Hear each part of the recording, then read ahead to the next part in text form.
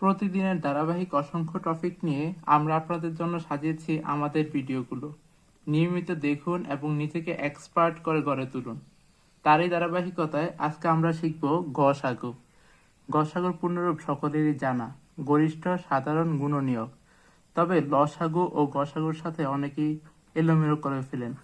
লসাগু হচ্ছে লঘিষ্ঠ সাধারণ গুণিতক, আর গসাগু হচ্ছে গুণনীয়ক। আমরা সকলেই গুণনীয়ক বের করা পারি ও শিখেছি। এখন গসাগু নির্ণয় করার পদ্ধতি তিনটি পদ্ধতির মধ্যে প্রথমটি হচ্ছে গুণনীয়কের সাহায্যে গসাগু নির্ণয়, দ্বিতীয়টি মৌলিক গুণনীয়কের সাহায্যে, তৃতীয়টি ভাগ প্রক্রিয়ায়। আজকে আমরা শিখব গুণনীয়কের সাহায্যে গসাগু। গুণনীয়কের সাহায্যে গসাগুর মধ্যেই গসাগু নির্ণয়ের পদ্ধতি লুকানো আছে। যেমন গুণনীয়ক, আমরা সকলেই প্রথমে সংখ্যাগুলোর গুণনীয়ক বের করব। গুণনীয়কগুলোর মধ্য থেকে সাধারণ গুণনীয়কগুলো নির্বাচন করব। সাধারণ গুণনীয়কগুলোর মধ্য থেকে আমরা গরিষ্ঠ বা সবচেয়ে বড় গুণনীয়কটি নির্বাচন করব।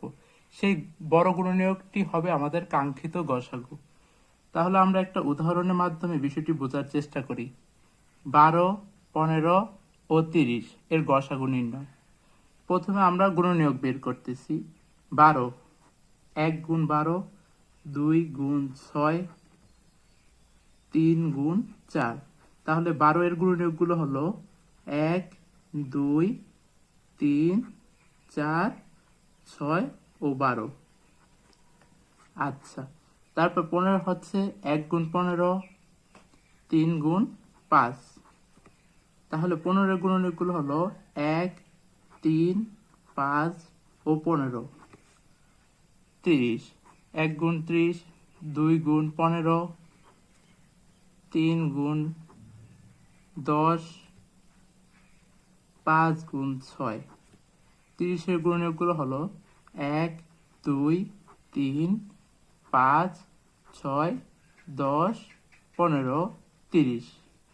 আমাদের গুণনীয়কগুলো নির্বাচন করা শেষ। তাহলে এখন এগুলো থেকে সাধারণগুলো নিব, যেগুলো কমন আছে। সেজন্য আমরা গণিতের ভাষায় বলতে পারি যে ইন্টারসেকশন করব। ইন্টারসেকশন করলে এখানে 1 সবগুলোর মধ্যে আছে, তাহলে আমরা একটিকে নিতে পারি। তারপর দেখা যাচ্ছে 3 সবগুলোর মধ্যে আছে, তাহলে আমরা 3কে নিতে পারি। আর কোনো সংখ্যাই সবগুলোর মধ্যে নেই। দেখেন 4 এটার মধ্যে আছে, এই দুটোর মধ্যে নেই। 6 এটার মধ্যে আছে, এটার মধ্যে আছে, তবে এটার মধ্যে নেই। সবগুলোর মধ্যে থাকলে আমরা তাহলে নিতে পারতাম। এখন তাহলে আমাদের সাধারণগুলো হয় 1 আর হচ্ছে 3।